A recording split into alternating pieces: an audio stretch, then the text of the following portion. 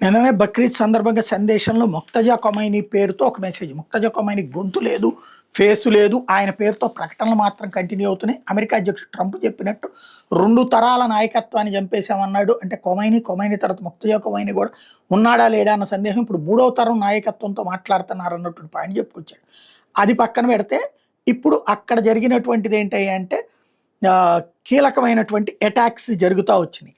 America Israel వెళ్ళి Hezbollah వాళ్ళని అంతం చూస్తోంది. Hamas చీఫ్ని army చీఫ్ని లేపేసింది. హెజ్బుల్లాకి సంబంధించిన కమాండర్లు ఉన్నటువంటి భవనాన్ని పేల్చిపడేసింది. వాళ్ళ హెడ్ క్వార్టర్స్ని లేపేసింది. ఇంకో పక్కన అమెరికా వచ్చేటప్పటికి కర్గ్ దీవుల దగ్గర ఏదైతే ఇరాన్కి సంబంధించిన కర్గ్ దీవుల దగ్గర ఉన్నటువంటి స్థావరాలు కూల్చేసింది.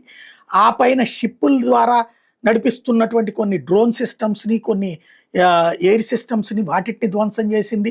పైగా అక్కడ ఉన్నట్టు బందర్ అబ్బాస్ పోర్ట్ దగ్గరలో ఉన్నటువంటి మసీదు మీదనే దాడి చేసింది. దానికి నిరసనగా ఇప్పుడు ఇరాన్ పెద్ద ఎత్తున మిస్సైళ్లు, డ్రోన్లతో విరుచుకుపడుతోంది. గత 2-3 రోజుల నుంచి సందిగ్ధంగా ఉన్నది. ఇప్పుడు ముక్తజా కొమైనీ వచ్చేటప్పటికి ఆయన పేరుతో ప్రకటన వచ్చింది. 15 సంవత్సరాలలో ఇజ్రాయెల్ని భూమి మీద లేకుండా చేస్తాం, కలిపేసుకుంటాం అన్నటువంటి కోణంలో నుంచి ఆ ఉత్సాహం ఇప్పుడు యాడ్ అయింది.